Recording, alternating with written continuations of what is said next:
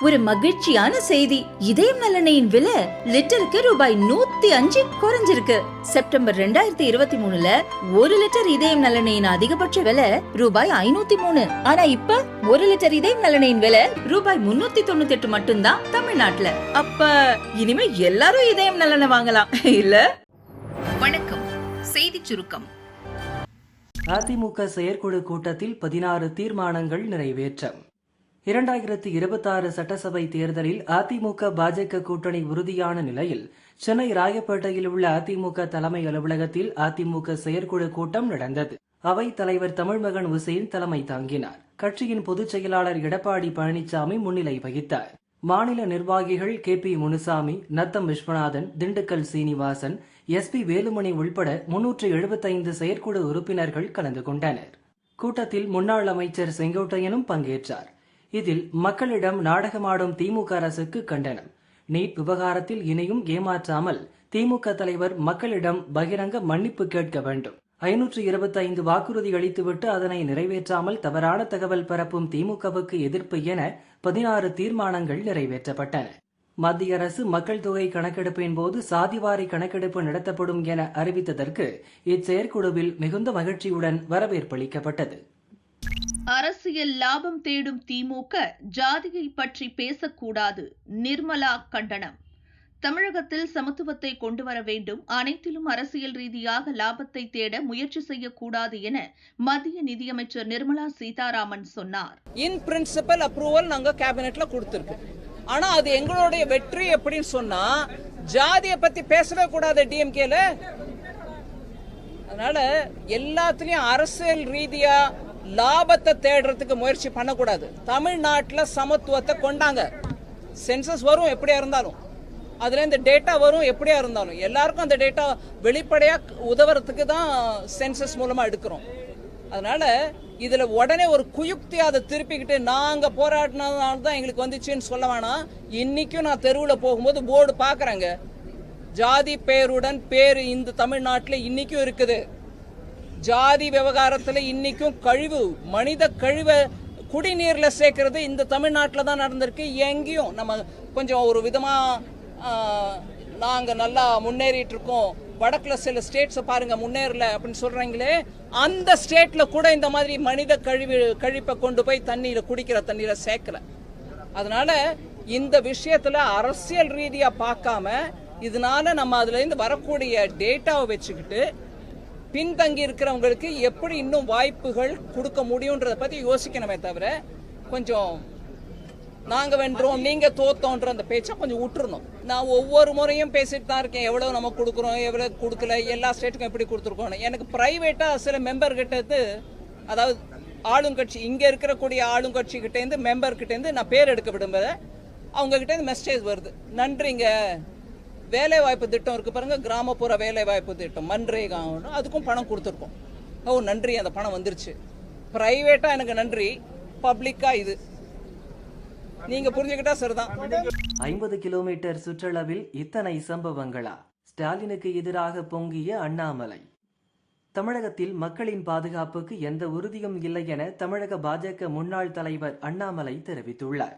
இது தொடர்பாக அவர் வெளியிட்ட அறிக்கையில் கூறியிருப்பதாவது: ஈரோடு மாவட்டம் சிவகிரி அருகே தோட்டத்து வீட்டில் தனியாக வசித்து வந்த வயதான தம்பதியினர் படுகொலை செய்யப்பட்டுள்ளது மிகவும் அதிர்ச்சி அளிக்கிறது. தனியாக வசித்து வருபவர்களை குறிவைத்து தொடர்ந்து கொலை சம்பவங்கள் நடைபெறுகின்றன. கடந்த 2023ஆம் ஆண்டு பல்லடம் பகுதியில் ஒரே குடும்பத்தில் 4 பேர் வெட்டி கொல்லப்பட்ட சம்பவம் நடந்தது. கடந்த 2024ஆம் ஆண்டு நவம்பர் மாதம் திருப்பூர் மாவட்டம் சேமலை கவுண்டம்பாளையத்தில் தாய், தந்தை, மகன் என 3 பேர் கொலை செய்யப்பட்டனர். அனைத்து கொலைகளுமே சுமார் 50 கிலோமீட்டர் சுற்றளவில் தான் நடைபெறுகின்றன. ஆனால் இதுவரை ஒரு குற்றவாளி கூட கைது செய்யப்படவில்லை. தமிழக காவல்துறை செயலிழந்து போய்விட்டதா என்ன? பொதுமக்கள் மிகவும் அச்சத்தில் ஆழ்ந்திருக்கிறார்கள். ஆனால் காவல்துறையை கையில் வைத்திருக்கும் முதல்வர் அங்கொன்றும் இங்கொன்றுமாக ஒரு சில குற்றங்கள் மட்டுமே நடைபெறுகின்றன என்று சட்டமன்றத்தில் சாதாரணமாக கூறுகிறார். ஒரே பாணியில் தொடர் கொலைகள் நடப்பதுதான் அங்கொன்றும் இங்கொன்றுமா? திமுக அரசால் தொடர் படுகொலைகளை தடுக்க முடியவில்லை, குற்றவாளிகளையும் கைது செய்ய முடியவில்லை. இந்த ஒட்டுமொத்த வழக்குகளையும் CBIக்கு மாற்ற ஏற்கனவே வலியுறுத்தியிருந்தோம். இனியும் முதல்வர் இதனை மூடி மறைக்க முயல்வாரேயானால் தமிழகத்தில் மக்கள் பாதுகாப்புக்கு எந்தவித உறுதியும் இல்லை என்பதுதான் பொருள் என அண்ணாமலை கூறியுள்ளார். விழிஞ்சம் துறைமுகம் திறப்பு, இனி எல்லாமே மாறிவிடும், வெளிநாடுகளை நம்ப தேவையில்லை.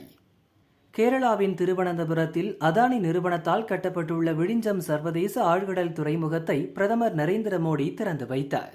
கேரள கவர்னர் ராஜேந்திர அர்லேகர், முதல்வர் பினராயி விஜயன், மத்திய அமைச்சர்கள் சர்பானந்த சோனாவால், சுரேஷ் கோபி, காங்கிரஸ் எம்பி சசி தரூர் கலந்து கொண்டனர். சர்வதேச கப்பல் வழித்தடத்துக்கு மிக அருகாமையில் அமைந்துள்ள விழிஞ்சம் துறைமுகத்தில் மிகப்பெரிய சரக்கு கப்பல்களை கையாள முடியும் என்பதால் கப்பல் போக்குவரத்து மூலம் அரசுக்கு கிடைக்கும் வருவாய் பெருமளவு உயர வாய்ப்புள்ளது. நாட்டின் முதலாவது தானியங்கி துறைமுகம் என்ற பெருமைக்குரிய விழிஞ்சம் துறைமுகம் பல சிறப்பம்சங்களை கொண்டுள்ளது. இதனால் குறைந்த நேரத்தில் அதிக சரக்குகளை கையாள முடியும். 8,900 கோடி ரூபாய் செலவில் அமைக்கப்பட்டுள்ள இந்த துறைமுகத்தை பிரதமர் மோடி இன்று நாட்டுக்கு அர்ப்பணித்தார். அதானி குழும தலைவர் கௌதம் அதானி பங்கேற்று பிரதமர் மோடிக்கு நினைவு பரிசு வழங்கினார். விழாவில் பிரதமர் மோடி பேசியதாவது: விழிஞ்சம் துறைமுகம் கேரள இளைஞர்களுக்கு வேலை வாய்ப்பை பெற்றுத் தருவதுடன் நாட்டின் வளர்ச்சிக்கும் துணை நிற்கும். ஒரு காலத்தில் இந்தியா கடல் வாணிபத்தில் தலை சிறந்து விளங்கியது. உலகளவில் தலை சிறந்த துறைமுக நகரங்கள் இங்கு செயல்பட்டன. அதில் கேரளாவுக்கு மிகப்பெரிய பங்குண்டு.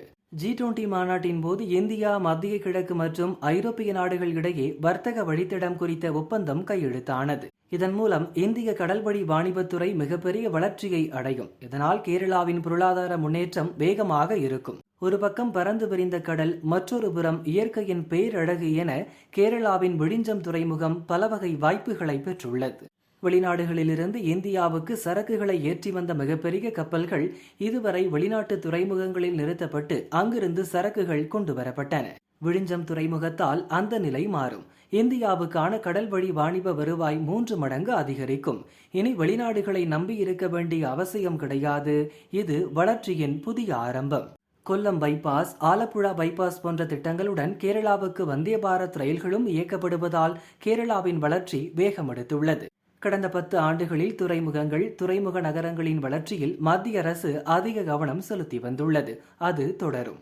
கேரள முதல்வர் பினராயி விஜயன் இண்டி கூட்டணியின் முக்கிய தூண்களில் ஒருவர். அதே சமயம் காங்கிரஸ் எம்பி சசி தரூரும் இந்நிகழ்ச்சியில் பங்கெடுத்துள்ளார். இருவரும் விழிஞ்சம் துறைமுக திறப்பு விழாவில் பங்கேற்றது பலரது தூக்கத்தை கெடுத்துவிடும் என்று நினைக்கிறேன் என பிரதமர் மோடி கூறினார். விழிஞ்சம் துறைமுக திறப்பு விழாவில் பிரதமர் மோடியின் அரசியல் கலந்த பேச்சு பெரும் சலசலப்பை ஏற்படுத்தியுள்ளது. हमारे मुख्यमंत्री जी से भी मैं कहना चाहूंगा,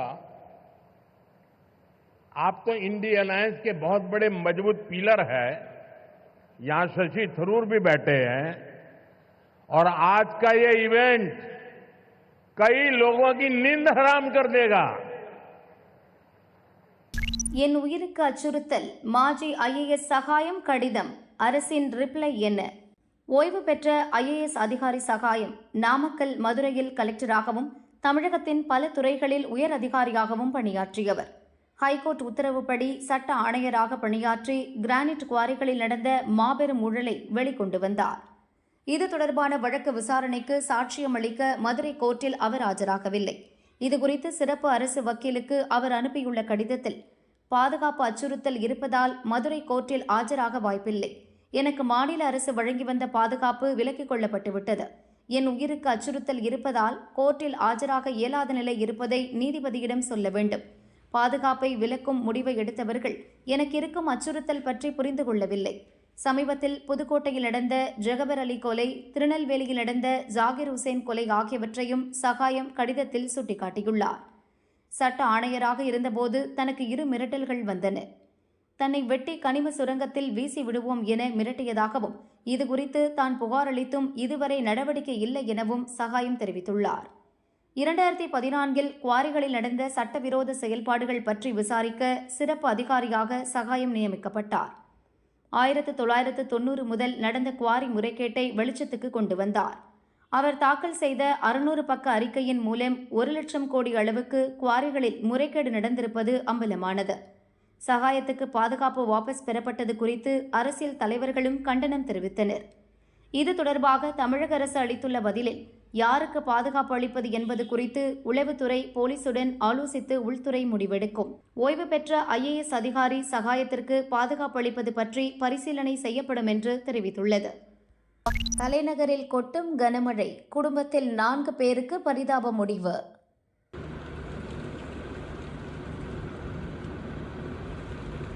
தலைநகர் டெல்லியில் இன்று அதிகாலை முதல் இடி மின்னலுடன் பலத்த மழை கொட்டி தீர்த்து வருகிறது. பல பகுதிகளில் சாலைகளில் வெள்ளம் குளம் போல் தேங்கியுள்ளது. மக்களின் இயல்பு வாழ்க்கை முடங்கி கார், பைக்குகள் மிதந்தபடி மெதுவாக செல்கின்றன. பல இடங்களில் மரங்கள் வேரோடு சாய்ந்து பாதிப்புகள் ஏற்பட்டுள்ளன. அதிகாலை துவாரகா பகுதியில் வீட்டின் மீது மரம் விழுந்து தூங்கிக் கொண்டிருந்த 28 வயது ஜோதி, அவரது குழந்தைகள் 7 வயது ஆரியன், 5 வயது ரிஷப் மற்றும் 7 மாத குழந்தை பிரியன்ஷ் படுகாயமடைந்தனர். 4 பேரும் சிகிச்சை பலனின்றி இறந்துள்ளனர். ஜோதியின் கணவர் அஜய் சிறு காயங்களுடன் உயிர் தப்பினார். சூறை காற்றால் விமான சேவையும் பாதிக்கப்பட்டுள்ளது. 100க்கும் அதிகமான விமானங்கள் தாமதமாகவும் சில விமானங்கள் வேறு பகுதிகளுக்கும் திருப்பிவிடப்பட்டுள்ளன. அடுத்த 2 நாட்களுக்கு டெல்லியில் கனமழை மற்றும் பலத்த காற்று வீசக்கூடும் என்று இந்திய வானிலை ஆய்வு மையம் எச்சரித்துள்ளது. 70 முதல் 80 கிலோமீட்டர் வேகத்தில் பலத்த காற்று வீசும். மக்கள் பாதுகாப்பாக இருக்கும்படி அறிவுறுத்தப்பட்டுள்ளது. ரெட் அலர்ட் விடுக்கப்பட்டிருந்த நிலையில் இப்போது ஆரஞ்சு அலர்ட் எச்சரிக்கையாக மாறியுள்ளது. 5,000 கோடிக்கு மேல் இழப்பு வருமே, போர் பதற்றத்தால் தவிக்கும் ஏர் இண்டியா. காஷ்மீரின் பஹல்காம் பகுதியில் நடந்த பயங்கரவாத தாக்குதல் காரணமாக மத்திய அரசு பாகிஸ்தானுக்கு எதிராக பல நடவடிக்கைகளை எடுத்துள்ளது. அந்நாட்டுடன் உறவு துண்டிப்பு, விசா ரத்து, விமானங்கள் பறக்க தடை என அதிரடி நடவடிக்கை எடுத்துள்ளது.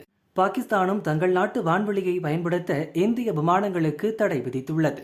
இதனால் வட அமெரிக்கா, பிரிட்டன், ஐரோப்பா மற்றும் மத்திய கிழக்கு நாடுகளுக்கு செல்லும் விமானங்கள், அங்கிருந்து கிளம்பி வரும் விமானங்கள் மாற்றுப்பாதையில் இயக்கப்படும் என ஏர் இண்டியா நிறுவனம் தெரிவித்துள்ளது. பாகிஸ்தான் வான்வழி இந்திய விமானங்களுக்கு மூடப்பட்டதால் ஏர் இண்டியாவுக்கு ஆண்டுக்கு $600 மில்லியன், அதாவது இந்திய மதிப்பில் 5,081 கோடி ரூபாய் இழப்பு ஏற்படும் என கணிக்கப்பட்டுள்ளது. வான்வழி கட்டுப்பாடுகள் எரிபொருள் நுகர்வு அதிகரிப்பதற்கு காரணமாக உள்ளது. விமானங்கள் வழக்கத்தை விட நீண்ட தூரம் இயக்கப்பட வேண்டிய சூழல் ஏற்பட்டுள்ளது. வட இந்திய நகரங்களிலிருந்து இயக்கப்படும் சர்வதேச விமானங்களுக்கு கூடுதல் வாராந்திர செலவுகள் 77 கோடியாக இருக்கும் என்று எதிர்பார்க்கப்படுகிறது. செலவுகளை குறைக்க உதவும் மாற்று வழிகள் உட்பட பல்வேறு நடவடிக்கைகளை விமான நிறுவனம் பரிசீலித்து வருவதாக கூறப்படுகிறது. சவால்களை சமாளிக்க விமான நிறுவனங்கள் மத்திய அரசாங்கத்தின் உதவியை நாடியுள்ளது. ஏர் இண்டியா நிறுவனம் இழப்புகளை சந்தித்தாலும் சர்வதேச விமான நிறுவனங்களின் விமானங்கள் இந்தியா, பாகிஸ்தான் வான்தடத்திலும் பறக்க எந்த தடையும் இல்லை, அவற்றுக்கு எந்த பாதிப்பும் இல்லை என கூறப்படுகிறது. ஏர் இண்டியா ஐரோப்பா, அமெரிக்கா மற்றும் கனடாவுக்கு பாகிஸ்தான் வான்வழியை கடந்து செல்லும் பல நீண்ட தூர விமானங்களை இயக்குகிறது. இதனால் ஏர் இண்டியாவுக்கு பாதிப்பு அதிகமாக உள்ளது. சர்வதேச தடத்தில் இயக்கப்படும் ஏர் இண்டியா விமானங்களுக்கு மானியங்கள் வழங்கப்பட வேண்டும் என அரசுக்கு கடிதம் மூலம் அந்நிறுவனம் வேண்டுகோள் விடுத்துள்ளது. நிலைமை சரியான பிறகு மானியங்களை திரும்ப பெறுமாறும் அதில் கூறப்பட்டுள்ளது. இதுகுறித்து அரசு தரப்பிலோ ஏர் இண்டியா தரப்பிலோ வெளிப்படையாக எதுவும் தெரிவிக்கப்படவில்லை.